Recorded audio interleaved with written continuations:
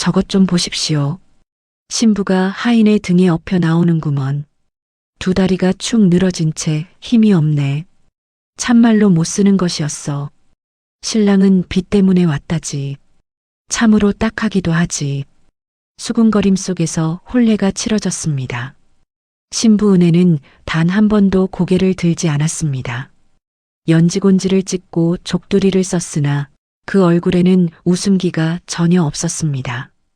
마치 이 자리에 있는 것 자체가 부끄러운 일인 양 시종일관 시선을 바닥에 두고 있었지요.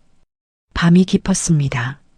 신랑 재원이 신방 문을 열고 들어섰을 때 신부 은혜는 이불 위에 홀로 앉아 떨고 있었습니다.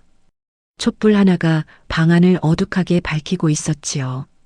어색한 침묵이 흘렀습니다. 그때 은혜가 떨리는 목소리로 입을 열었습니다. 서방님, 드릴 말씀이 있사옵니다. 재원은 고개를 들었습니다. 사실은 제 다리가 첫날 밤 두 다리를 못 쓰는 신부 은혜는 처음 보는 남편에게 대체 어떤 진실을 고백하려 했던 것일까요? 그리고 그 고백은 두 사람의 운명을 어떻게 바꾸어 놓았을까요? 이야기를 시작하기 전에 구독과 좋아요를 눌러주시면 여러분이 계신 곳에 행운이 가득 깃들기를 기원하겠습니다. 충청도 홍성 땅 늦가을이었습니다. 들판의 벼는 이미 베어지고 그루터기만이 쓸쓸히 서 있었으며 하늘은 높고 맑았으나 바람은 뼛속까지 스며드는 계절이었어요. 그 바람 속을 한 청년이 걷고 있었습니다. 이름은 유재원, 나이 23이었죠. 얼굴은 반반하게 생겼으나 눈빛은 지쳐 있었고 손은 품팔이로 굳어 있었습니다. 입고 있는 헌솜저고리는 바람이 불 때마다 속살을 드러냈어요. 그러나 그 헌 옷을 입고도 재원의 걸음걸이에는 어딘가 기품이 있었습니다. 몰락했어도 본래 양반 집안이라는 것이 걸음 하나에서도 드러났지요. 재원의 집안은 원래 이 고을에서 알아주는 선비 가문이었습니다. 증조부 때부터 내려오는 논밭이 있었고 조부는 향교에서 훈장 노릇을 했으며 아버지 유종대는 한때 군수 앞에서 시를 지어 칭찬을 들을 정도로 학식이 깊었어요. 그런데 집안이 기울기 시작한 것은 재원의 형 유재성 때문이었습니다. 재성은 재원보다 5살 위였고 어릴 때부터 총명하여 아버지의 기대를 한 몸에 받았으나 16살이 되던 해 한양 과거길에서 나쁜 무리를 만난 것이 화근이었죠. 처음에는 술이었고 다음은 도박 그리고 마지막에는 빚이었습니다. 재성이 처음 빚을 지고 왔을 때 아버지는 회초리를 들었어요. 두 번째 빚이 들어왔을 때 아버지는 벽을 치며 통곡했으며 세 번째 빚이 들어왔을 때 아버지는 자리에 누웠습니다. 그리고 일어나지 못하셨어요. 아버지가 돌아가신 날 재성은 아직 채 식지 않은 아버지의 방에서 장롱을 뒤졌어요. 마지막 폐물이라도 챙기려 했던 거예요. 그리고 이튿날 새벽 아무 말도 없이 집을 나갔습니다. 남은 것은 재원뿐이었어요. 21살의 재원은 그렇게 빚더미를 떠안았지요. 논 두 마지기는 이미 넘어갔고 밭새떼기도 빚쟁이들의 손에 들어갔습니다. 기와집이라 불리던 집은 이제 흙벽이 군데군데 갈라진 낡은 집이 되어 있었지요. 그나마 재원이 낮에는 이웃 농가의 품을 팔고 밤에는 등잔불 아래 배를 짜는 어머니를 도우며 버텨온 것이었습니다. 그런데 이 겨울을 앞두고 어머니까지 쓰러졌어요. 처음에는 기침이었고 다음은 열이 났으며 그리고 이제는 자리에서 일어나지 못하는 지경이 되었습니다. 의원은 고개를 젓었어요. 약을 써야 하는데 그 약값이 재원으로서는 도저히 감당할 수 없는 금액이었습니다. 재원은 그날도 빈손으로 집으로 돌아오던 길이었어요. 어디서든 돈을 빌려볼까 싶어 이 집 저 집을 두드렸으나 모두 고개를 저었죠. 유씨 집안이 비투성이라는 것은 이미 고을 전체가 아는 일이었으니까요. 그때였어요. 저기 유재원 도령이 맞습니까? 고개를 들어보니 중년의 남자가 하인 둘을 데리고 서 있었어요. 차림새가 반듯했고 눈빛에 여유가 있었지요. 사는 집안 사람임을 한눈에 알 수 있었습니다. 그렇더만 당신은? 소인은 이 고을 정씨 문중의 청직이 박복동이라 합니다. 우리 대감께서 도령께 전하실 말씀이 있어 찾아뵈었습니다. 재원은 눈을 가늘게 떴어요. 정씨 문중이라면 이 고을에서 손꼽히는 부자 가문인데 일가로는 정대감, 정진원이라는 사람이 있었고 그 집안에 딸이 하나 있다는 이야기가 돌았습니다. 두 다리를 못 쓴다는 이야기도 함께. 박복동이 목소리를 낮추며 솔직히 말씀드리겠습니다. 우리 대감께 아씨가 한 분 계십니다. 21살이 되셨지요. 그런데 두 다리를 쓰지 못하십니다. 어릴 적 사고라 하는데 그로 인해 혼처를 구하지 못하셨지요. 재원은 말없이 들었어요. 대감께서는 사위를 들이시려 합니다. 도령이 사위로 들어오시면 집안의 빚을 모두 갚아드리고 어머님 약값도 될 것이며 앞으로 살아갈 터전도 마련해 드리겠다 하셨습니다. 재원은 한동안 아무 말도 하지 않았습니다. 바람이 불며 갈대들이 흔들렸어요. 어디선가 황소 울음소리가 들려왔어요. 이것이 혼담인가 거래인가. 재원의 가슴 어딘가에서 묻고 싶은 말이 올라왔지만 입 밖으로 꺼낼 힘이 없었지요. 어머니의 마른 손이 눈앞에 어른거렸습니다. 사흘 안에 답을 주십시오. 박복동은 그 말을 남기고 돌아갔습니다.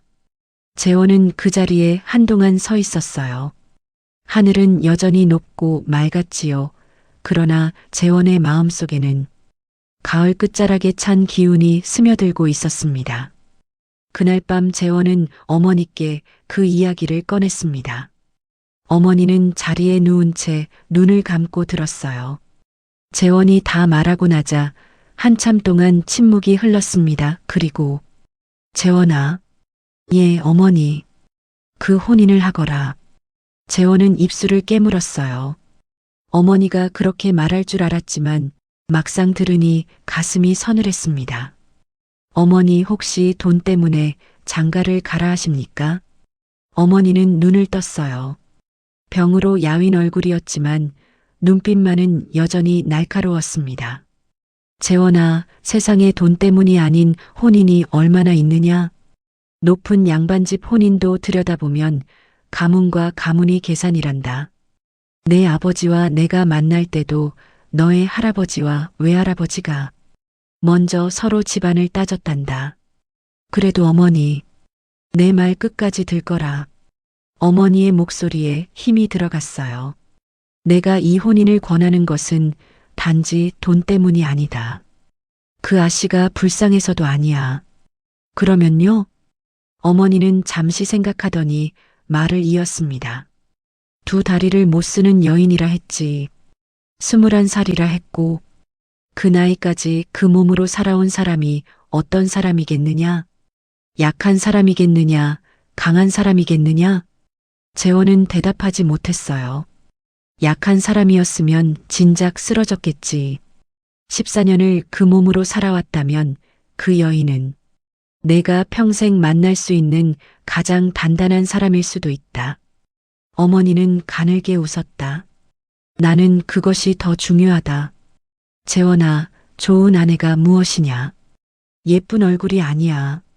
돈이 많은 것도 아니고 남편이 흔들릴 때 함께 버텨줄 수 있는 사람이란다. 재원은 한동안 말이 없었습니다. 창밖에서 바람이 문풍지를 흔들었고 등잔불이 흔들렸습니다. 생각해 볼게요, 어머니. 그것이 그날 밤 재원이 드릴 수 있는 최선의 대답이었습니다. 사흘을 재원은 거의 잠을 이루지 못했어요. 낮에는 들판을 걸으며 생각했고 밤에는 천장을 보며 생각했어요. 어머니의 말이 머릿속을 맴돌았고 형의 빈방도 눈앞에 어른거렸으며 빚쟁이들의 험상궂은 얼굴도 떠올랐습니다. 사흘째 되던 날 새벽 재원은 결심했어요. 청지기 박복동을 찾아가 단 한마디를 전했습니다. 혼인하겠습니다. 그 말을 꺼내는데 온몸에 힘이 필요했어요. 돌아오는 길에 재원은 하늘을 올려다보았어요. 이른 새벽 하늘에는 별이 몇 개 남아 있었습니다. 형은 지금 어디서 무엇을 하고 있을까? 원망이 밀려왔다가 금세 사그라들었죠. 원망해봤자 달라지는 것은 없었으니까요. 재원은 무거운 발걸음으로 걸었으며 발 아래 서리가 바스라졌습니다. 겨울이 오고 있었지요. 혼례는 정시 대감댁에서 치러졌습니다. 재원이 사모간대를 갖추고 가마에서 내리자 낯선 눈길들이 쏟아졌습니다. 빽빽이 모인 구경꾼들이 속닥거렸어요. 저게 그 비투성이 신랑이래. 생긴 건 반반하네. 저 정도면 되지 않나? 돈 때문에 온 것이지 뭐. 가엾기도 해라. 재원은 듣고도 못 들은 척했지요. 각오하고 온 것이었거든요. 이런 말에 얼굴을 붉히면 자신만 손해였어요. 혼례가 시작되었습니다. 그런데 신부가 들어서는 순간 마당 여기저기서 조용한 탄식이 흘러나왔습니다. 정은혜, 21살의 신부는 하인 둘에게 부축을 받으며 나왔습니다. 연지곤지를 찍고 족두리를 썼으나 두 발은 땅에 닿지 않았어요. 하인들이 조심스럽게 자리에 앉혀주자 은혜는 고개를 숙인 채 꼼짝도 하지 않았습니다. 재원은 그 모습을 조용히 바라보았어요. 얼굴은 희고 단정했고 눈은 내리깔려 있었지만 눈매가 또렷했지요. 그러나 그 얼굴에는 웃음기가 없었으며 있는 것이라고는 어떤 단단한 결기 같은 것이었는데 재원은 그것이 이상하게 마음에 걸렸습니다. 불쌍히 여기는 마음이 아니라 무언가 더 복잡한 감정이었어요. 나는 팔려왔다고 생각했는데 저 아씨도 팔려온 것이나 다름없구나. 혼례가 진행되었어요. 표주박에 담긴 술을 나눠 마시고 합례를 마쳤고 그 짧은 시간 동안 두 사람은 단 한마디도 나누지 않았습니다.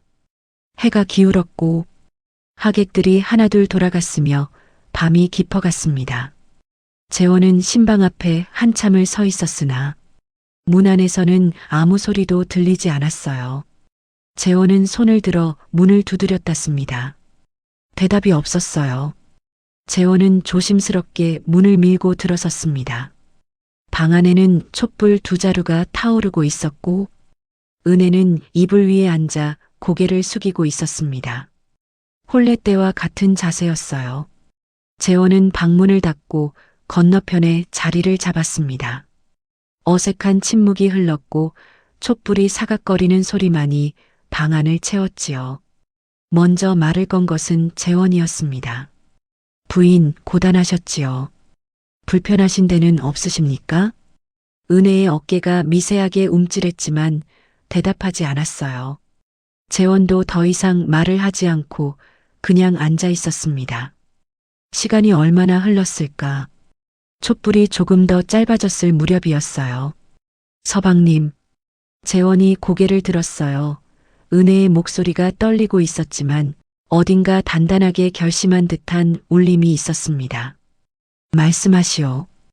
은혜는 고개를 들었고 촛불에 비친 그 얼굴에는 눈물이 고여 있었습니다. 서방님께 드릴 말씀이 있사옵니다.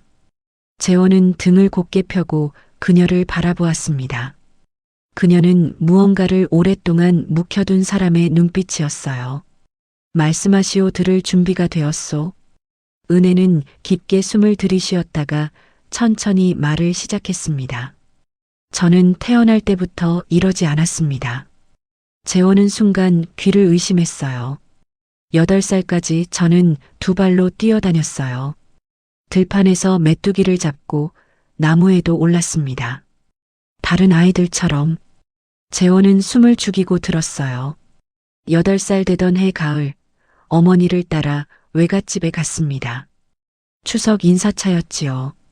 어른들이 안채에 계시는 동안 저는 뒤뜰에서 놀고 있었습니다.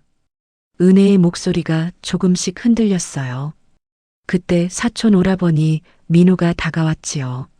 저보다 6살이 많았으니 14살이었어요. 오라버니가 감나무를 가리키며 말했습니다. 저기 꼭대기에 제일 맛있는 감이 달려있다고. 올라갔다면 같이 먹자고. 자기가 밑에서 받쳐줄 테니 걱정하지 말라고. 재원의 눈이 가늘어졌어요. 저는 어린 마음에 믿었습니다. 오라버니의 말대로 나무에 올랐습니다. 높이, 아주 높이 올라갔습니다. 꼭대기 가지가 손에 닿을 것 같았지요. 은혜는 잠시 말을 멈추었고 두 손이 무릎 위에서 떨리고 있었습니다. 그때 오라버니가 제 발목을 잡았어요.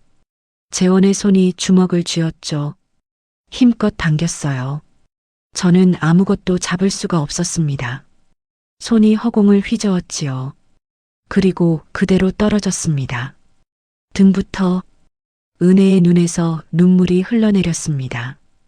땅에 부딪혔을 때 온몸에서 무언가 부서지는 소리가 났습니다. 그리고 다리에서 감각이 사라졌습니다. 아무리 움직이려 해도 다리가 말을 듣지 않았습니다. 그래서 저는 울면서 소리쳤지요. 오라버니가 밀었다고. 재원은 가슴이 철렁 내려앉는 것을 느꼈어요. 그런데 오라버니는 태연하게 말했습니다. 제가 혼자 올라가다 떨어진 것이라고. 말려도 고집을 피웠다고. 은혜의 손이 부들부들 떨렸습니다. 외할아버지도 외삼촌도 모두 오라버니 편이었습니다. 충격받은 아이가 헛소리를 한다고. 어린 것이 왜 저런 소리를 하냐고. 어머니만 제 손을 잡고 우셨지요. 그러나 아버지가 아무리 따져 물어도 증거가 없었습니다. 아무도 본 사람이 없었으니까요. 방 안에 무거운 침묵이 내려앉았습니다. 그 후로 14년입니다. 14년 동안 저는 이 이야기를 아버지 외에는 누구에게도 한 적이 없습니다. 말해도 소용없다는 것을 알았으니까요. 은혜는 고개를 들어 재원을 바라보았습니다. 그런데 오늘 서방님께 말씀드리고 싶었습니다. 우리는 오늘 혼인을 했지만 서방님은 저를 모르고 오셨고 저 역시 서방님을 모릅니다. 거짓으로 시작하고 싶지 않았습니다. 서방님이 돈 때문에 이 혼인을 하셨다는 것을 알고 있습니다. 그것을 탓하지 않아요. 저도 이 다리 때문에 시집 갈 곳이 없었으니까요. 다만 한 가지만 저는 사고로 이렇게 된 것이 아닙니다. 그것만 알아주셨으면 했습니다. 재원은 한동안 말이 없었습니다. 그 말이 머릿속에서 천천히 가라앉았어요. 14년. 그 긴 세월을 이 여인은 혼자 품고 살아온 것이었어요. 첫날 밤에 처음 보는 남편에게 그 이야기를 꺼낸다는 것이 얼마나 큰 용기인지 재원은 알 것 같았습니다. 거짓말을 하는 사람의 눈빛이 아니라 오히려 반대였어요. 너무 오랫동안 진실을 혼자 껴안고 있던 사람의 눈빛이었습니다. 재원은 천천히 입을 열었어요. 부인. 은혜가 고개를 들었고 나는 부인의 말을 믿소. 은혜가 눈이 크게 떴습니다. 부인이 14년을 그 말을 품고 살아왔다는 것. 그리고 첫날 밤에 처음 보는 사람에게 그 이야기를 꺼냈다는 것. 그것이 무엇을 뜻하는지 나는 압니다. 거짓말하는 사람은 저렇게 떨지 않아요. 나는 부인의 말을 믿겠소. 은혜의 눈에서 눈물이 쏟아졌습니다. 소리 없이 그러나 억울함과 서러움과 안도가 한꺼번에 뒤섞인 눈물이었지요. 고맙습니다, 서방님. 정말로 고맙습니다. 그 울음소리가 어찌나 처연하던지 재원의 마음까지 저려왔습니다. 재원은 조용히 앉아 은혜가 울음을 그칠 때까지 기다렸어요. 촛불이 타 들어가며 방을 어둑하게 물들어 밤은 깊어갔습니다. 팔려가는 혼인이라 생각했었는데 그러나 이 밤 재원은 알게 되었어요. 자신이 맞이한 것은 가엾은 불구의 여인이 아니라 14년간 혼자 진실을 지켜온 한 사람이라는 것을. 창밖에서 찬바람이 불었어요. 그러나 방 안에는 촛불이 타고 있었죠. 이튿날 아침 재원은 낯선 방에서 눈을 떴습니다. 옆을 보니 은혜는 이미 깨어 있었고 등을 돌린 채 창밖을 바라보고 있었습니다. 겨울 햇살이 창호지를 통해 옅게 스며들고 있었습니다. 재원이 몸을 일으키자 은혜가 고개를 돌렸고 두 사람의 눈이 마주치자 잠시 어색한 침묵이 흘렀습니다. 서방님, 어젯밤에 너무 많은 말씀을 드렸습니다. 은혜의 목소리는 조심스러웠지요. 첫날 밤에 그런 이야기를 꺼내서 불편하셨다면 용서하십시오. 재원은 고개를 저으며 불편하지 않았소. 오히려 솔직히 말씀해 주어 고마웠소. 은혜의 눈이 살짝 커졌어요. 나도 솔직히 말하겠소. 재원은 담담하게 말을 이었지요. 나는 이 혼인이 좋아서 온 것이 아니요. 어머니 약값과 빚 때문에 왔소. 숨기지 않겠소. 은혜는 고개를 끄덕였습니다. 그러나 어젯밤 부인의 이야기를 듣고 생각이 달라졌소. 부인도 나와 다르지 않구나 싶었소.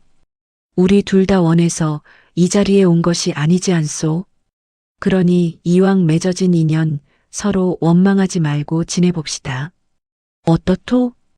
은혜의 입가에 희미한 미소가 떠올랐습니다. 혼례 이후 처음 보는 미소였지요. 고맙습니다, 서방님. 그 웃음이 어찌나 낯설고 어찌나 따뜻하던지 재원은 잠시 말을 잊었습니다. 그렇게 두 사람의 새 아침이 시작되었고 며칠이 지나 재원은 은혜와 함께 지내며 조금씩 그 사람됨을 알아갔습니다. 은혜는 두 다리를 쓰지 못하는 것 외에는 놀라운 여인이었죠. 바느질 솜씨가 고울에서 소문이 날 정도였고 글씨도 또박또박 반듯하게 썼으며 더 놀라운 것은 학식이었어요.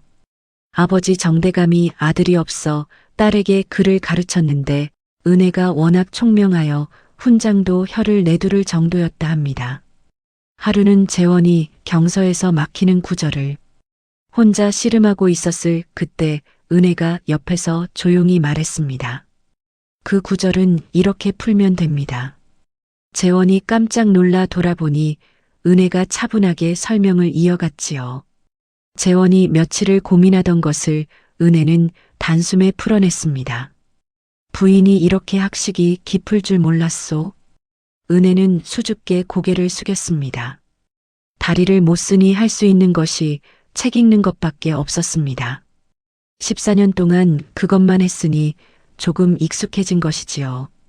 그 말에 재원은 마음 한구석이 저려왔습니다. 14년이라는 세월. 그 긴 시간 동안 은혜는 창문 너머로 세상을 바라보며 살았을 것이다. 걷지 못하는 몸으로 믿어주는 사람도 없이. 부인, 힘들지 않았소? 은혜는 잠시 생각하더니 대답했어요. 처음에는 원망이 컸습니다. 왜 나만 이런 일을 당해야 하냐고. 사촌 오라버니도 원망했고 세상도 원망했지요. 그런데 언젠가부터 원망해봤자 내가 더 힘들다는 것을 깨달았고 그래서 생각을 바꾸었지요. 어떻게 말이요? 내가 할 수 있는 것에 집중하자고요. 다리는 못 쓰지만 손과 머리는 멀쩡하니까요. 재원은 가만히 들었고 그 말이 가슴에 오래 남았습니다. 그래도 가끔은 서러웠어요. 아버지 한 분이 믿어주셨지만 그 하나로는 14년의 서러움을 다 채울 수가 없었습니다. 재원은 조용히 말했어요. 이제는 나도 있소. 은혜가 고개를 들어 재원을 바라보았습니다. 나는 부인의 말을 믿는다 했소. 그 마음 변함없소. 은혜의 눈가가 붉어졌으나 울지 않았어요. 대신 아주 가만히 웃었습니다. 고맙습니다, 서방님. 그 말씀 하나로 14년이 조금 가벼워지는 것 같습니다. 재원도 따라 웃었어요. 두 사람 사이에 싹트는 것이 있었죠. 아직 이름 붙이기 이른 것이었지만 분명히 싹트고 있었습니다. 보름이 지나고 정대감의 병세는 날로 깊어갔습니다. 매일 의원이 드나들었으나 차도가 없었고 이제는 죽을 한 모금 넘기기도 힘든 지경이었죠. 그날 아침 대감이 재원을 불렀고 재원은 조심스럽게 병상 앞에 무릎을 꿇었습니다. 대감의 얼굴은 헐쓱하게 마르고 눈만 희미하게 빛났어요. 그 눈빛에는 아직 할 말이 남아 있었습니다. 사위, 예, 장인어른. 내 시간이 얼마 남지 않았네.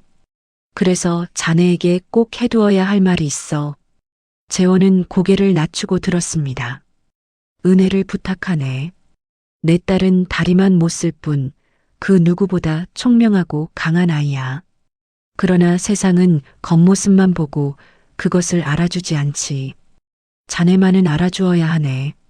명심하겠습니다. 장인어른. 대감은 잠시 숨을 고르더니 목소리를 낮추며 그리고 한 가지 더. 은혜의 외숙부를 경계하게.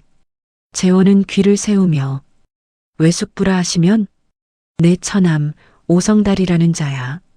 장터에서 포목 장사를 한다고 하지만 실상은 온갖 자빌에 손을 대는 자지. 탐욕이 지나쳐서 사람을 해치는 것도 서슴지 않는 위인이야. 재원은 조심스럽게 물었습니다. 무슨 연유로 그리 경계하라 하십니까? 대감은 오래 침묵하며 천장을 바라보는 그 눈에 깊은 원한이 서려 있는 듯 했습니다. 14년 전 은혜가 다친 날 내가 확신하는 것이 있네. 그것은 사고가 아니었어. 재원의 심장이 조여들었죠. 은혜 말이 맞아. 내 딸이 거짓말을 할 아이가 아니야. 사촌 오라버니에게 밀린 것이 맞아. 그리고 그 뒤에 오성달이 있었다고 나는 확신하네. 어떤 이유로 그런 짓을? 대감의 눈이 가늘어지며 재산 때문이야. 은혜는 무남 동녀이고 내가 죽으면 이 집안 재산은 은혜에게 가지. 그런데 은혜가 시집을 못 가고 죽으면 외척인 오성달 쪽으로 재산이 돌아갈 수밖에 없거든. 재원은 소름이 돋았어요. 그러니 어린 조카를 불구로 만들어 시집을 못 가게 하려 했던 거야. 그리고 그 아이가 죽기를 기다렸겠지. 대감의 목소리에 분노와 슬픔이 동시에 서렸습니다. 그러나 은혜는 죽지 않았어. 그 아이는 강했으니까. 그래서 그자가 이번에는 다른 방법을 쓸 것이야. 내가 죽고 나면 반드시 움직일 것이네. 재원은 두 손으로 대감의 손을 감쌌어요. 차갑고 마른 손이지만 그러나 그 손에는 아직 아버지의 힘이 남아 있었습니다. 반드시 지키겠습니다. 장인어른. 제 목숨을 걸고 지키겠습니다. 대감은 조용히 눈을 감았지요. 그 얼굴에 잠깐의 평온이 내려앉았습니다. 자네는 좋은 사람이야. 내 눈은 틀리지 않네. 그로부터 닷새 후 정대감은 세상을 떠났다. 첫눈이 내리던 날이었습니다. 은혜는 아버지의 시신 앞에서 하염없이 울었어요. 어머니가 돌아가신 이후로 오직 자신 하나만 바라보며 살아온 아버지였는데 한 번도 불평하지 않았던 아버지였지요. 평생 딸의 억울함이 밝혀지기를 바라면서도 그 바람을 이루지 못하고 떠난 아버지였습니다. 재원은 은혜 곁을 지키며 장례를 치렀어요. 사흘간의 장례 동안 많은 사람이 찾아왔으며 장례 이틀째 뜻밖의 손님이 나타났습니다. 형님, 형님. 대성통곡하며 마당으로 뛰어든 사내가 있었지요. 나이 40 중반쯤 되어 보였고 덩치가 좋고 눈이 작았으며 울면서도 어딘가 계산적인 인상이었습니다. 유모 막순이 재원의 귀에 대고 속삭였어요. 서방님, 저자가 외숙부 오성달입니다. 재원은 몸이 굳었죠. 장인 어른이 경계하라 했던 바로 그 사람이었습니다. 오성달은 빈소 앞에 엎드려 목 놓아 울었지요. 그 울음소리가 어찌나 크던지 마당 끝까지 들릴 정도였습니다. 그러나 재원의 눈에는 그 울음이 연극처럼 보였어요. 이 집안의 14년간 출입을 금지당한 사람이 저토록 슬퍼할 리가 없었습니다. 오성달은 한참을 울더니 몸을 일으켜 은혜에게 다가가 은혜야, 외삼촌이다. 아버지마저 여의었으니 얼마나 힘드냐. 걱정 마라, 외삼촌이 있지 않느냐. 그 말에 은혜의 어깨가 굳었어요. 재원이 앞으로 나서며 어르신, 초면에 인사드립니다. 저는 은혜의 남편 유재원입니다. 오성달이 고개를 돌렸고 두 사람의 눈이 마주쳤습니다. 오성달의 눈에서 금세 슬픔이 걷혔고 그리고 날카롭고 차가운 무언가가 그 자리를 채웠지요. 아, 그래. 자네가 그 빚쟁이 사위라는 청년인가. 그 말투에 비웃음이 섞여 있었지만 재원은 내색하지 않았습니다. 그렇습니다. 장인 어른의 은혜로 이 자리에 있게 되었습니다. 오성달은 코웃음을 쳤고 그리고 다시 은혜를 향해 말했어요. 은혜야, 나중에 또 오마. 외삼촌이 많이 생각해 놓은 것이 있다. 그는 그 말을 남기고 빈소를 나섰습니다. 재원은 그 뒷모습을 지켜보며 걸음걸이가 이상했어요. 조문 온 사람처럼 무겁지 않고 어딘가 급한 일이 있는 사람처럼 빠르게 걸어갔습니다. 장인 어른의 유언이 귀에 울렸어요. 내가 죽으면 그자가 반드시 움직일 것이야. 등골이 서늘해지는 것을 느끼며 재원은 조용히 눈빛을 굳혔습니다. 장례가 끝나고 열흘이 지났고 재원은 그 사이 조용히 움직이기 시작했지요. 오성달에 대해 알아보고 14년 전 사고의 진상을 파헤쳐 볼 생각이었습니다. 장인 어른의 말이 마음에 걸렸고 무엇보다 은혜의 억울함을 풀어주고 싶었습니다. 가장 먼저 떠오른 사람은 유모 막순이었어요. 막순은 은혜가 태어날 때부터 곁을 지킨 종이었으며 나이 50에 가까운 여인으로 은혜의 어머니가 돌아가신 후로는 어머니 역할까지 대신해 왔습니다. 재원은 어느 날 막순을 조용히 불러 자네에게 내가 물어볼 것이 있다. 막순은 고개를 숙였어요. 14년 전 아씨가 다친 날 말인데 그날 외갓집에 함께 갔다고 들었다. 막순의 얼굴이 굳어지며 무언가 말하기 어려운 기색이었습니다. 그날 내가 직접 본 것을 말해줄 수 있겠는가? 두려워하지 말게. 막순은 깊은 한숨을 내쉬었습니다. 서방님, 저는 그날 일을 14년 동안 잊지 않았습니다. 막순의 목소리가 떨렸지요. 그날 저는 부엌 쪽에서 대기하고 있었습니다. 마님과 아씨가 안채에서 인사를 드리는 동안 저는 종들과 함께 있었지요. 그런데 갑자기 뒷뜰에서 비명소리가 들렸습니다. 아씨 목소리였어요. 저는 바로 뛰어갔습니다. 다른 누구보다 제가 가장 먼저 도착했지요. 재원은 숨을 죽이고 들었습니다. 제가 도착했을 때 아씨는 감나무 아래에 쓰러져 있었습니다. 등부터 떨어지신 것 같았어요. 움직이지를 못하셨고 그 옆에 민호 도련님이 서 있었습니다. 막순의 눈에 눈물이 고였습니다. 그 얼굴을 저는 지금도 잊지 못합니다. 당황한 얼굴이 아니었어요. 뭔가 들킨 사람의 얼굴이었지요. 저와 눈이 마주치자 화들짝 놀라더니 한 발 물러섰습니다. 재원의 눈이 가늘어졌어요.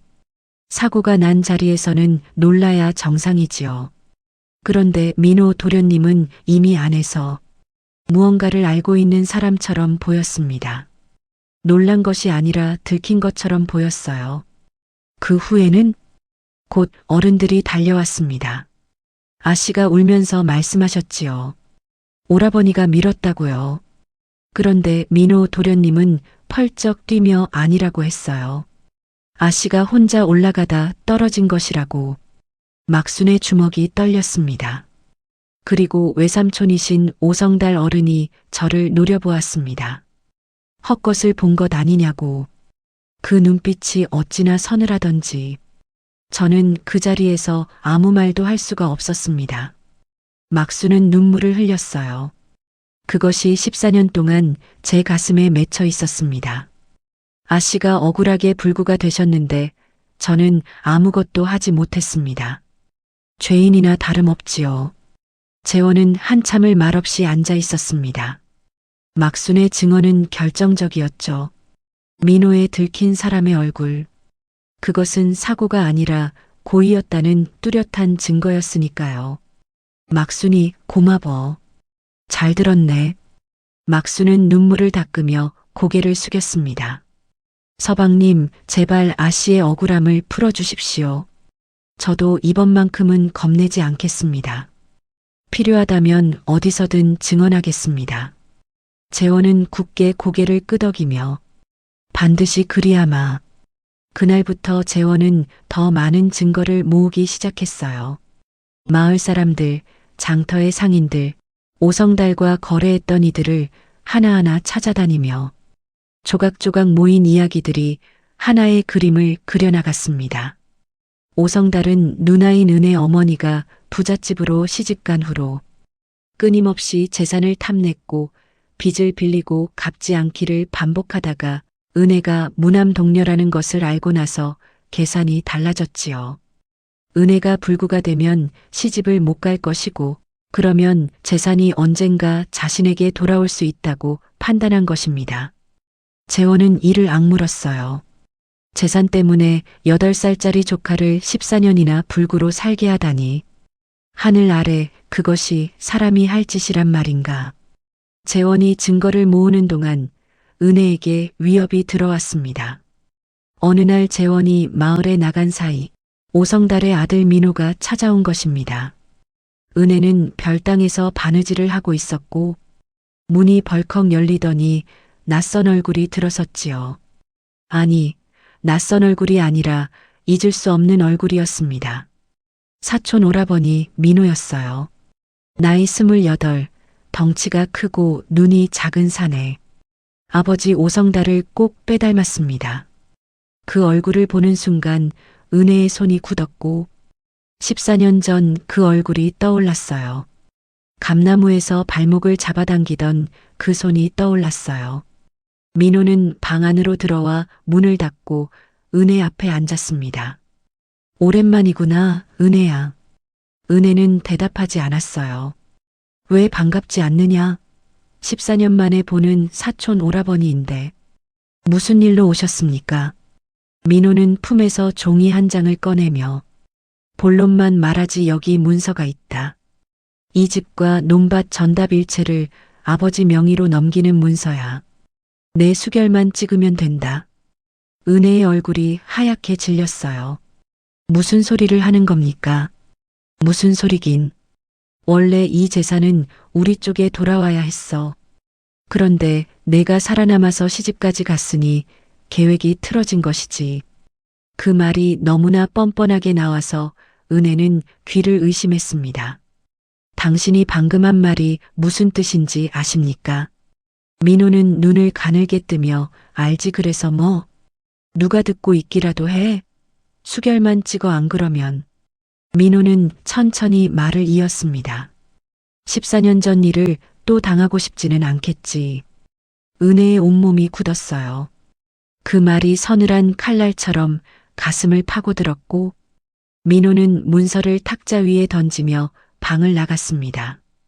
은혜는 한참을 움직이지 못했어요. 저녁 무렵 재원이 돌아왔을 때 은혜의 얼굴이 창백한 것을 보고 물었습니다. 부인, 안색이 좋지 않소? 무슨 일이 있었소? 은혜는 고개를 저었지요. 말할 수가 없었습니다. 민호의 눈빛이 눈앞에 아른거렸기 때문입니다. 그 눈빛이라면 정말로 재원을 해칠 수도 있었어요. 재원은 미심쩍었지만 더 묻지 않았습니다. 그날 밤 재원은 주민들에게서 들은 이야기를 정리하다가 관에 고발장을 넣을 준비를 했어요. 막순의 증언에 마을 사람들의 이야기를 더하면 충분한 근거가 될 것이었습니다. 그런데 집을 나서자마자 달빛이 희미한 골목억이 어둠 속에서 인기척이 났습니다. 재원은 멈칫했고 누구냐? 대답 대신 검은 그림자 셋이 튀어나왔습니다. 재원은 본능적으로 피했지만 이미 늦었어요. 둔탁한 소리와 함께 무언가가 등을 내리쳤습니다. 재원은 앞으로 고꾸라졌지요. 이놈이. 민호의 목소리였습니다. 좋은 말로 할 때 가만히 있으라 했잖아. 빚쟁이 주제에 주인 행세를 하려 들어 발길질이 날아들었고 옆구리를 강타하는 충격에 숨이 막혔어요. 재원은 이를 악물었습니다. 도망칠 생각은 없었으나 셋을 혼자 이길 수는 없었지요. 두 번째 발길질에 재원은 바닥에 쓰러졌습니다. 이번엔 경고야. 한 번만 더 설치면 그때는 목숨을 보장 못할 줄 알아. 민호 일당이 어둠 속으로 사라졌습니다. 재원은 바닥에 누운 채 하늘을 바라보았어요. 겨울 하늘에 별들이 차갑게 빛났고 입에서 피맛이 났습니다. 이대로 당하고만 있을 수 없다.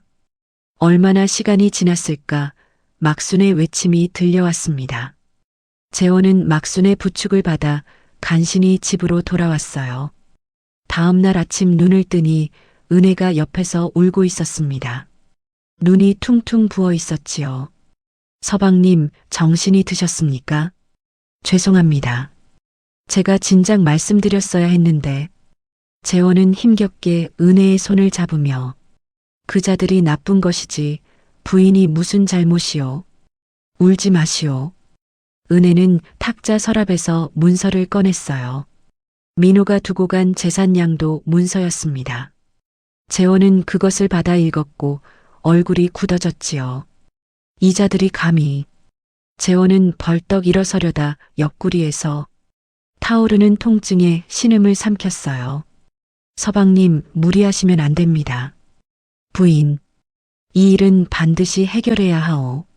아버지를 병들게 하고 부인을 평생 불구로 만든 자들이 이제는 재산까지 빼앗으려 하는 것이오. 내 눈에 흙이 들어가기 전에는 그런 일 없을 것이오. 은혜는 재원의 손을 꼭 잡으며 서방님, 함께 싸우겠습니다. 저도 더 이상 숨지 않겠습니다. 두 사람의 눈이 마주쳤고 재원은 그 눈빛에서 14년을 버텨온 사람의 강인함을 보았습니다. 그때였어요. 대문 쪽에서 낯선 목소리가 들려왔습니다. 이 집이 유재원 서방님 댁이요? 막순이 달려나갔다가 되돌아왔어요. 서방님, 형님이 오셨습니다. 재원은 귀를 의심했어요. 형이라면 유재성. 빚을 떠안기고 야반도주를 한 형. 재원이 가장 원망했던 사람이자 가장 그리웠던 사람이었지요. 잠시 후 유재성이 문을 열고 들어섰습니다. 나이 28의 행색은 남루했지만 눈빛은 맑았어요. 예전의 해픈 기색이 없어졌지만 대신 어딘가 크게 깨달은 사람의 눈빛이 있었습니다. 재성은 동생의 모습을 보는 순간 얼굴이 굳었고 온몸에 붕대를 감은 채 누워있는 재원을 보며 두 눈이 붉어졌습니다. 재원아. 재원은 말없이 형을 바라보았어요. 재성은 동생 앞에 무릎을 꿇으며 미안하다, 내가 잘못했다. 도박에 빠져 가산을 탕진하고 빚을 너한테 떠넘기고 도망쳤으니 나는 형이라 할 자격이 없는 놈이다. 재성의 목소리가 떨렸습니다.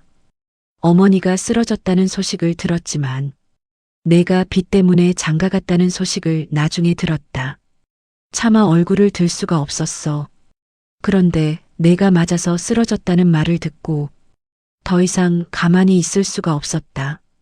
재원은 오래 형을 바라보았습니다. 원망이 밀려왔죠. 그러나 그 원망 뒤에는 무언가 다른 것도 있었습니다. 그리움이었어요. 형님. 응. 재원은 힘겹게 손을 들어 형의 손을 잡았습니다. 원망했소. 솔직히 말하면 많이 원망했습니다. 그런데 재원은 희미하게 웃었며 지금이라도 와주어서 고맙소. 늦었어도 온 것이 안 온 것보다 나아요. 재성의 눈에서 눈물이 흘렀습니다. 재원아, 내가 이번에는 도망치지 않을 거야. 내가 망친 것, 내가 바로잡겠다. 두 형제는 손을 맞잡고 한참을 말이 없었습니다. 그때 막순이 다시 달려왔어요. 서방님, 손님이 또 오셨습니다. 서방님께서 수소문하시던 의원 어른이라 합니다. 한양에서 오셨다 하네요. 재원의 눈이 빛났습니다. 재원은 오래전부터 은혜의 다리를 고칠 방법을 찾아 사방에 수소문해 왔지요. 이 고을 저 고을의 의원들을 찾아다녔고 장터의 약재상들에게 물어물어 한양에 이름난 명의까지 수소문을 넣어둔 것이었습니다. 잠시 후 백발의 노인이 들어왔어요. 의관을 쓰고 약상자를 든 노인이었습니다. 내가 구침의 백노인이요. 불구가 된 부인이 있다 하여 멀리서 왔소. 재원은 반색했습니다. 어르신 와주셔서 감사합니다. 백노인은 은혜를 오래 살폈고 등을 눌러보고 다리의 반응을 살피고 침을 하나씩 놓으면서 눈을 가늘게 떴습니다. 한참 후 노인이 입을 열었죠. 척추에 손상이 있소. 완전히 낫기는 어려우나 꾸준히 침을 놓고 약을 쓰면 한쪽 다리는 기력을 되찾을 수 있을 것이요. 은혜의 눈에 눈물이 고였어요. 정말입니까? 내 평생 거짓말은 안 하오. 다만 시간이 걸리고 인내가 필요하오. 재원은 은혜의 손을 잡으며 부인, 희망이 있소. 포기하지 맙시다. 은혜는 고개를 끄덕이며 눈물을 흘렸습니다. 어둠 속에서 한 줄기 빛이 비쳐들었어요. 형이 돌아왔고 명의가 왔지요. 이제 반격을 시작할 때였습니다. 명의 백노인의 치료가 시작된 지 열흘이 지났습니다. 매일 침을 맞고 약을 다려 먹은 덕분에 은혜의 왼쪽 다리에 조금씩 감각이 돌아오기 시작했어요. 아직 성한 사람처럼 걸을 수는 없었지만 지팡이에 의지하면 짧은 거리를 걸을 수 있게 되었습니다. 14년 만에 처음으로 자기 다리로 땅을 딛는 느낌이었지요. 은혜는 눈물을 흘렸습니다. 서방님, 제가 걷고 있습니다. 재원도 눈시울이 붉어지며 부인, 장하오 정말 장하오. 그러나 기쁨도 잠시였죠. 오성달 일당이 마지막 술수를 부렸기 때문입니다. 어느 날 아침 관아의 포졸들이 들이닥쳤어요. 유재원이라는 자가 있느냐? 절도죄로 잡아간다. 재원은 어이가 없었습니다. 절도라니 내가 무엇을 훔쳤단 말이오? 포졸 두목이 고소장을 펼쳐 보였어요. 오성달이라는 자가 고소장을 넣었다. 내 놈이 그 집에 침입하여 금부치를 훔쳐갔다 하더라. 그것은 무고요. 나는 그 집에 발도 들인 적이 없소. 변명은 관아에서 해라. 재원은 포졸들에게 끌려갔습니다. 마당에서 그 광경을 지켜보던 은혜의 손이 부들부들 떨렸어요. 재성이 막으려 했지만 포졸의 수가 많아 역부족이었습니다. 막순이 달려오며 아씨, 어떻게 하시렵니까? 은혜는 잠시 눈을 감았어요. 14년이었지요. 14년간 은혜는 참아왔어요. 아무도 믿어주지 않으니. 말하지 않았고 스스로 나설 방법이 없으니 숨어 지냈습니다. 그러나 오늘은 달랐습니다. 오늘은 지팡이가 있어 조금이나마 걸을 수 있는 다리가 있었어요. 그리고 자신의 말을 믿어주는 남편이 있었지요. 막순아, 가마 말고 지팡이를 다오.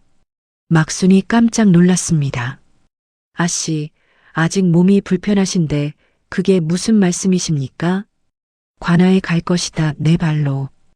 은혜의 눈빛은 흔들리지 않았습니다. 14년을 참았어. 이제는 내가 직접 말해야 할 때가 되었다. 재성이 앞으로 나섰습니다.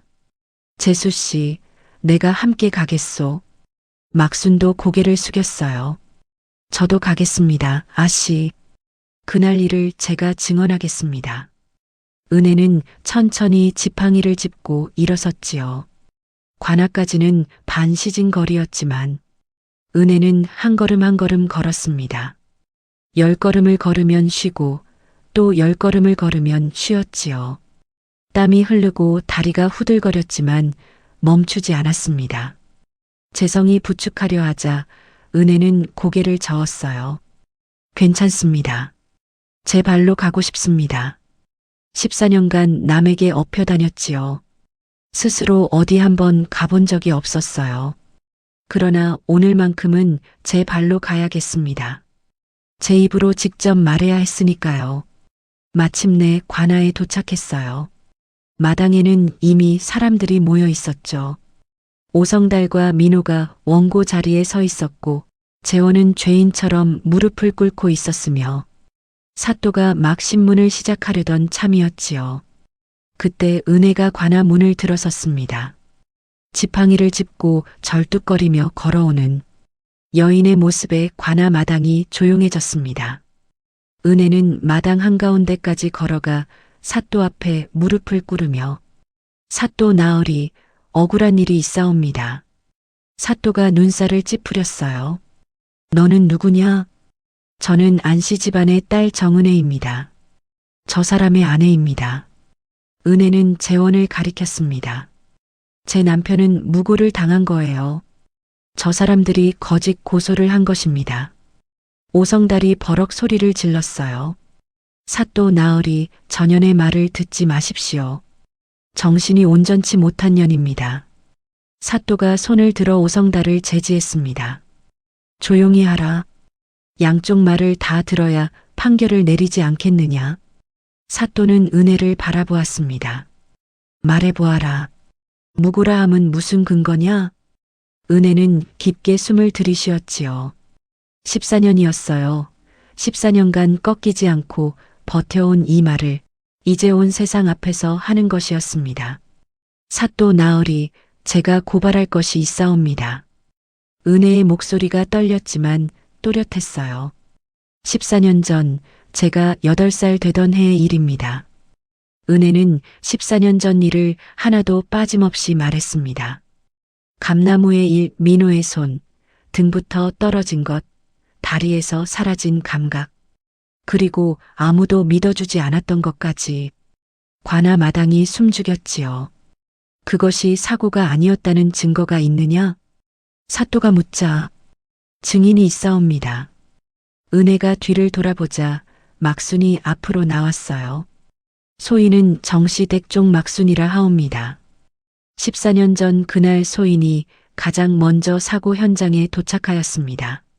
사또의 눈이 날카로워졌습니다. 내가 본 것이 무엇인지 사실대로 말하거라. 막순은 목소리를 가다듬고 말하기 시작했어요. 소인이 도착하였을 때 아씨는 감나무 아래에 쓰러져 있었사옵니다. 그리고 민호 도련님이 그 옆에 서 있었지요. 막순의 목소리에 힘이 들어갔습니다. 그 얼굴이 뭔가 들킨 사람의 얼굴이었습니다. 소인과 눈이 마주치자 화들짝 놀라며 뒤로 물러섰지요. 그것은 사고를 목격한 사람의 얼굴이 아니었습니다. 고의로 무언가를 저지른 사람의 얼굴이었어요. 민호의 얼굴이 새하얗게 질렸습니다. 은혜가 다시 입을 열었어요. 사또 나으리, 이것이 있사옵니다. 은혜는 품에서 종이 한 장을 꺼냈어요. 민호가 두고 간 재산량도 문서였습니다. 이것은 사촌 오라버니 민호가 며칠 전 저에게 가져온 문서입니다. 이 집과 논밭 일체를 외삼촌 명의로 넘기라 하였지요. 수결을 안 찍으면 14년 전 일을 또 당하게 될 것이라고 협박까지 하였습니다. 관아 마당이 술렁였어요. 사또가 문서를 받아 읽고 그 눈빛이 차가워졌습니다. 오성달, 오민호, 당신들은 할 말이 있느냐? 오성달이 당황하여 말을 더듬었어요. 그것은 오해입니다. 사또 나으리. 사또가 민호를 바라보았습니다. 민호라 하였느냐? 내가 직접 말해보아라. 14년 전 그날 사고였느냐 아니면 내가 밀었느냐? 민호는 식은땀을 흘리며 아버지를 돌아보았고 오성달이 눈으로 신호를 보냈어요. 입을 다물라는 뜻이었습니다. 그러나 민호의 얼굴은 이미 허옇게 질려 있었지요. 관아라는 공식적인 자리, 사또의 날카로운 눈빛, 거짓을 유지하기에 민호는 너무 겁에 질려 있었습니다. 어중간하게 거짓말하면 더 큰 벌을 받을 줄 알아라. 사실대로 말하면 참작해주겠다. 사또의 그 말에 민호의 입술이 파르르 떨렸어요. 그리고 마침내 소인이 밀었습니다. 오성달이 버럭 소리쳤어요. 이놈아, 무슨 소리를 하는 거냐? 그러나 민호는 멈추지 않았습니다. 아버지가 시킨 것입니다. 은혜를 다치게 해서 시집을 못 가게 하면 나중에 재산이 우리 것이 될 것이라고. 민호는 울음을 터뜨렸습니다. 소희는 그때 14살이었어요.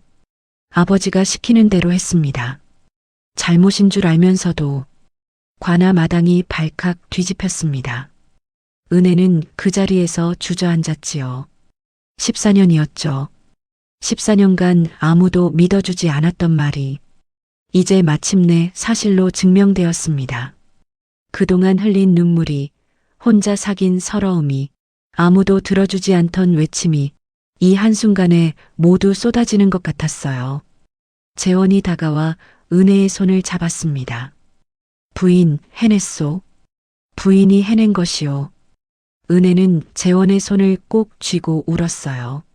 억울함이 눈물이 되어 흘러내렸고 서러움이 흘러내렸으며 그리고 그 눈물 뒤로 오래 기다렸던 평안이 조금씩 밀려왔습니다.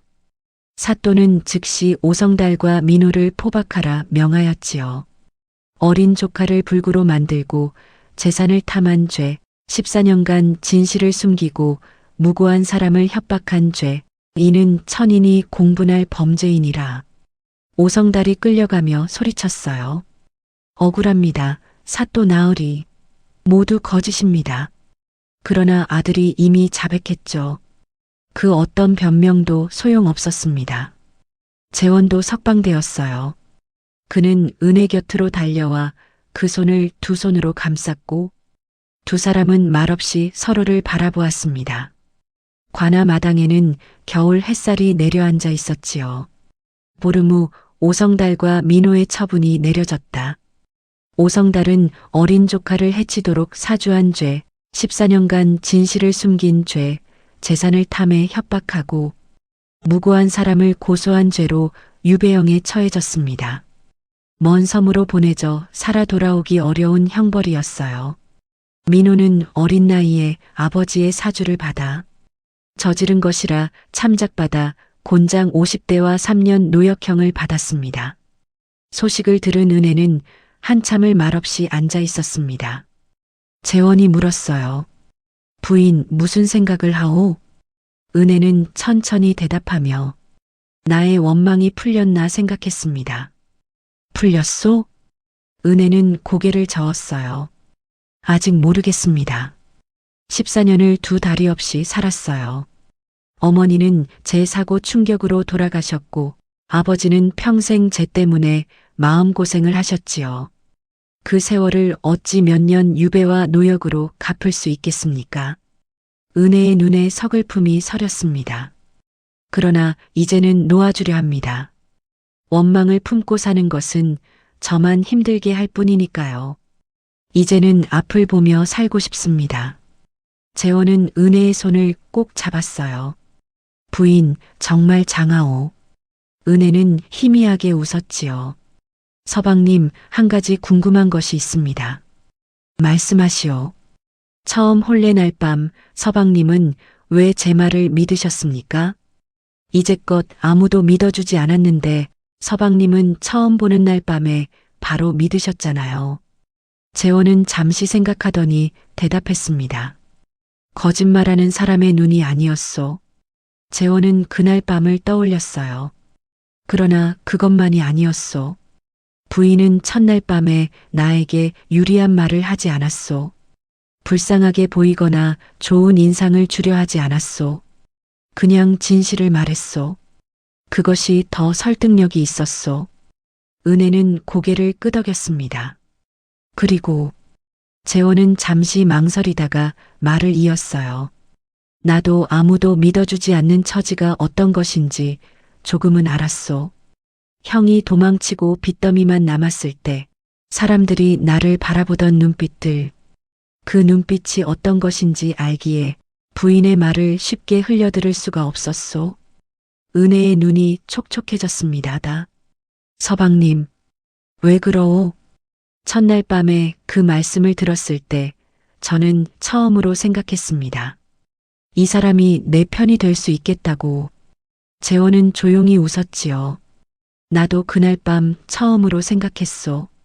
이 혼인이 단순히 거래로 끝나지 않을 수도 있겠다고. 두 사람은 웃으며 창밖으로 처음 보는 봄 기운이 스며들어 오는 것을 느꼈습니다. 계절이 바뀌었어요. 잔설이 녹아 물이 흐르고 들에는 파릇파릇 새싹이 돋아나기 시작했지요. 매화가 피었고 산수유가 노랗게 물들었습니다. 명의 백노인의 치료는 계속되었습니다. 봄이 되면서 은혜의 왼쪽 다리는 더 기력을 되찾았어요. 지팡이 하나로 천천히 걸을 수 있게 되었고 마당을 한 바퀴 도는 것도 가능해졌습니다. 오른쪽 다리는 여전히 감각이 없었어요. 그러나 은혜는 그것을 슬퍼하지 않았어요. 하나만 살아도 충분히 걸을 수 있다는 것이 기적이었으니까요. 그 봄날 어느 날 저녁이었어요. 재원이 은혜에게 말했어요. 부인, 드릴 말씀이 있소. 은혜가 고개를 들었죠. 재원은 잠시 말을 고르더니 입을 열었습니다. 처음 이 혼인을 할 때 나는 솔직히 마음이 없었소. 어머니 약값과 빚 때문에 온 것이었소. 그 사실은 지금도 변하지 않소. 은혜는 가만히 들었지요. 그러나 지금은 다르오. 재원은 은혜의 손을 잡으며 나는 부인을 진심으로 아끼게 되었소. 부인의 강인함을, 총명함을, 따뜻한 마음을 알게 되었소. 14년을 혼자 버텨온 사람, 포기하지 않고 관악까지 제 발로 걸어간 사람, 그 사람이 내 아내라는 것이 나는 자랑스럽소. 은혜의 눈이 촉촉해졌습니다. 재원은 무릎을 꿇으며 부인, 나와 다시 한번 부부의 연을 맺어주겠소. 이번에는 진심으로 청혼하오. 은혜는 오래 재원을 바라보았습니다. 혼례 날 밤, 그 어색했던 첫날 밤, 촛불 앞에서 14년의 이야기를 털어놓던 밤, 그리고 나는 부인의 말을 mit소라던 그 말, 그 말이 씨앗이 되었어요. 그리고 이 봄에 꽃이 피어나고 있었습니다. 예, 서방님, 저도 그리하겠습니다. 재원은 은혜의 손을 꼭 쥐었어요. 두 사람의 눈에 눈물이 고였어요.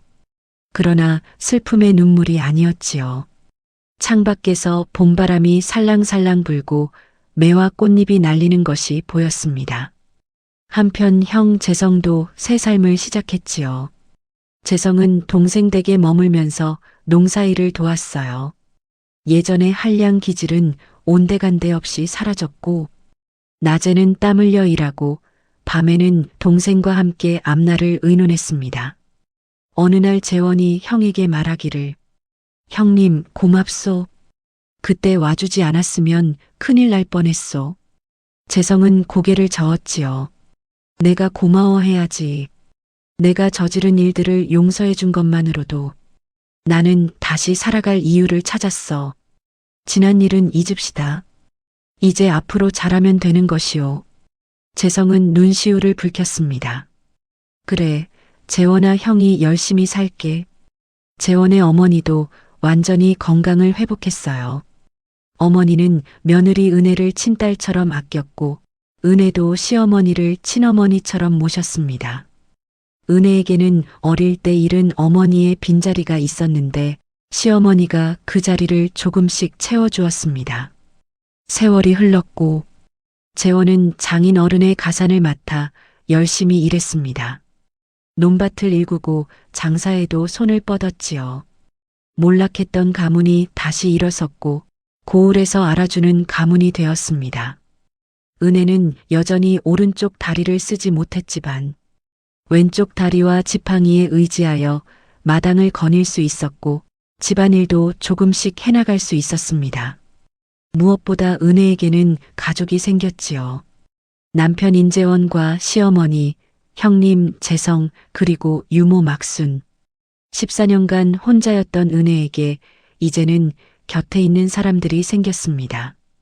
어느 봄날 저녁, 재원이 은혜에게 말했어요. 부인, 뒷산 정자에 가봅시다.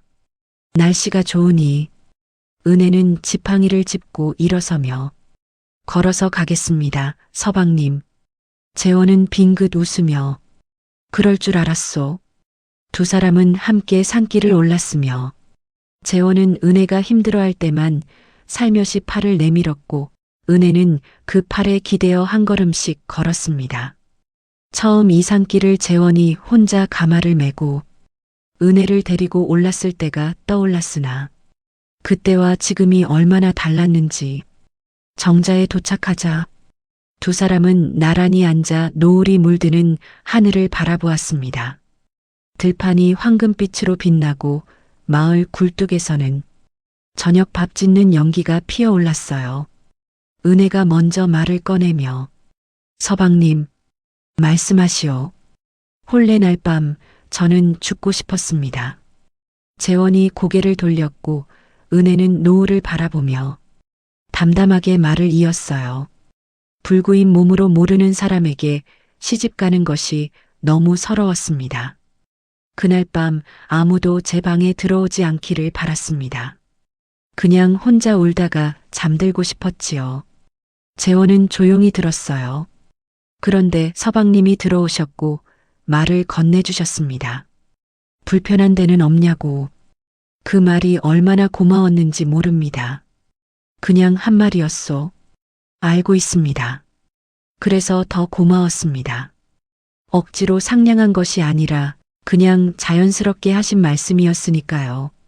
그래서 저도 자연스럽게 말할 수 있었습니다.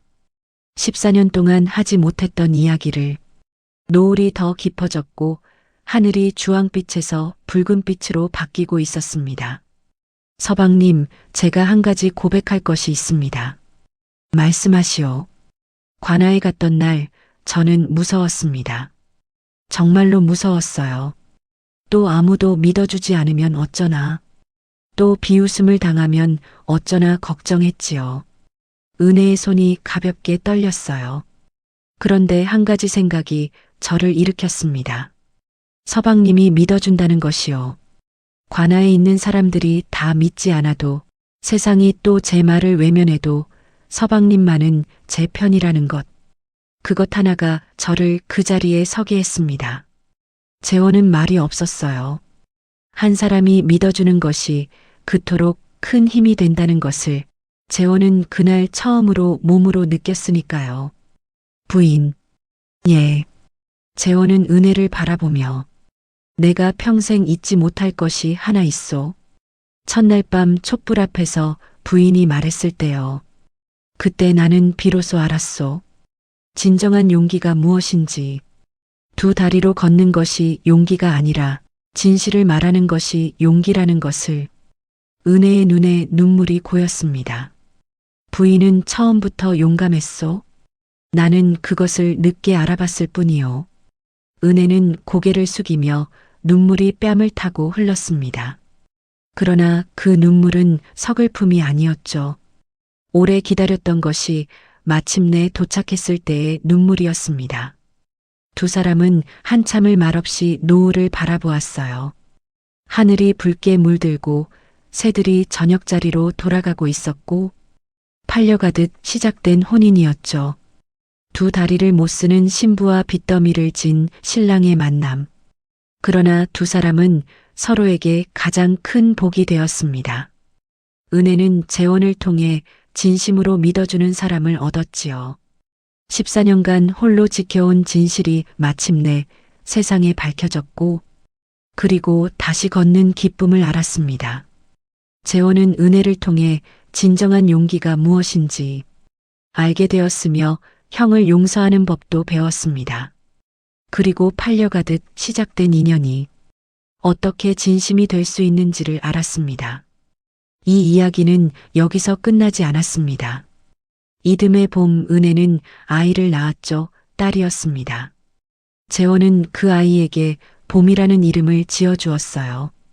긴 겨울 끝에 찾아온 봄이라는 뜻이었습니다.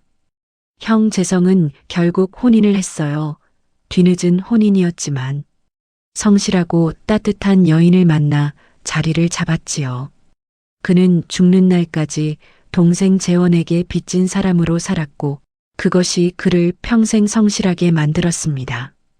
유모 막수는 나이가 들어 더 이상 일을 하기 어려워졌을 때 은혜가 자신의 집에 데리고 왔습니다. 막수는 은혜의 집에서 늙어갔고 늦게나마 한 가족이 된 것이었습니다. 재원의 어머니는 손녀 보미를 안고 방실방실 웃었어요. 그 웃음이 어찌나 환하던지 며느리 은혜는 그 모습을 볼 때마다 가슴이 따뜻해졌습니다. 오성달은 먼 섬에서 몇 해를 살다가 끝내 돌아오지 못했어요. 민호는 노역을 마치고 돌아왔으나 아무도 그를 반기지 않았고 평생 죄인의 이름을 달고 살아야 했습니다. 세월이 흘러 은혜와 재원은 나이가 들어갔고 은혜의 왼쪽 다리는 오래 치료를 받았으나 완전히 회복되지는 않았습니다. 여전히 지팡이가 필요했고 멀리 걷는 것은 힘들었지요. 그러나 은혜는 그것을 더 이상 슬퍼하지 않았습니다. 어느 날 손녀가 물었어요. 할머니, 다리가 아프지 않으세요? 은혜는 웃으며 대답했지요. 가끔 아프지 그러나 걸을 수 있으니 괜찮단다. 왜 걸을 수 있어요? 할아버지가 포기하지 말라고 했거든. 그리고 좋은 의원 어른을 찾아와 주셨지. 손녀는 고개를 갸웃했어요. 할아버지가 정말 좋은 사람이네요. 은혜는 웃었습니다. 그렇단다. 처음에는 몰랐는데 알고 보니 정말 좋은 사람이더라. 그 말을 듣고 있던 재원은 모른 척했지만 그 입가에는 웃음이 번졌습니다.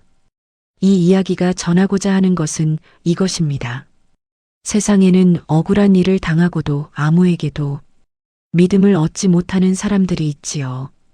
은혜가 그러했듯 14년이라는 긴 세월 동안 단 한 사람도 그 말을 믿어주지 않았습니다. 그러나 은혜는 포기하지 않았고 진실은 반드시 밝혀진다는 믿음을 버리지 않았습니다. 그리고 마침내 자신을 믿어주는 사람을 만났지요. 사람은 누군가 단 한 사람만 믿어줘도 다시 일어설 힘을 얻는 법입니다. 재원이 은혜에게 그런 사람이 되어 주었어요.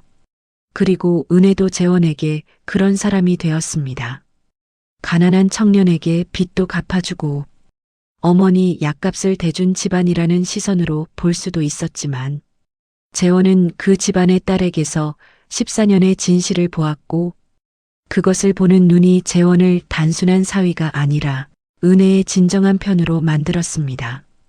팔려가듯 시작된 인연이었지만 두 사람은 서로에게 가장 큰 복이 되었습니다. 세상 일이란 참으로 알 수 없는 것입니다.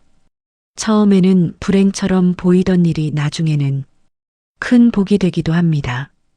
그러니 힘든 일이 있어도 끝까지 포기하지 마십시오. 그리고 곁에 있는 사람을 믿어주는 것, 그 작은 일이 누군가의 14년을 바꿀 수 있다는 것을 기억하셔야 해요. 불씨 하나가 집을 짓고 믿음 하나가 사람을 살립니다. 오늘 이야기 재미있게 들으셨습니까? 팔려가듯 시작된 혼인이었습니다. 빚더미를 진 신랑과 두 다리를 못 쓰는 신부의 만남이었지요. 세상 사람들은 수군거렸습니다. 가엾다고, 불쌍하다고, 어차피 거래 아니냐고. 그러나 두 사람은 달랐습니다. 재원은 첫날 밤 은혜의 눈빛에서 거짓이 없음을 보았습니다. 그리고 단 한마디를 건넸지요. 나는 부인의 말을 믿소. 그 말 한마디가 14년의 억울함을 녹였습니다. 은혜는 그 믿음 하나에 기대어 관아 마당까지 제 발로 걸어갔습니다. 진실을 온 세상 앞에 외쳤습니다. 생각해 보십시오. 우리 곁에도 그런 사람이 있을 수 있습니다. 아무도 믿어주지 않아 입을 닫아버린 사람. 억울한 일을 당하고도 혼자 사귀고 있는 사람. 그 사람에게 필요한 것은 거창한 도움이 아닐 수 있습니다. 나는 내 말을 믿어라는 단 한마디일 수도 있습니다. 불씨 하나가 집을 짓습니다. 믿음 하나가 사람을 살립니다. 오늘 이야기가 여러분의 마음에 작은 불씨 하나를 남겨드렸으면 합니다. 힘든 일이 있어도 포기하지 마십시오. 진실은 반드시 밝혀지는 법이고 당신의 말을 믿어줄 사람은 반드시 나타나는 법이니까요. 오늘 이야기가 마음에 드셨다면 구독과 좋아요 꼭 눌러주십시오. 여러분이 눌러주신 구독과 좋아요가 이 이야기들이 더 많은 분들께 닿을 수 있는 힘이 됩니다. 그리고 알림 설정도 해두시면 새 이야기가 올라올 때마다 가장 먼저 만나보실 수 있습니다. 다음에도 오래 기억에 남을 이야기로 찾아뵙겠습니다. 고맙습니다.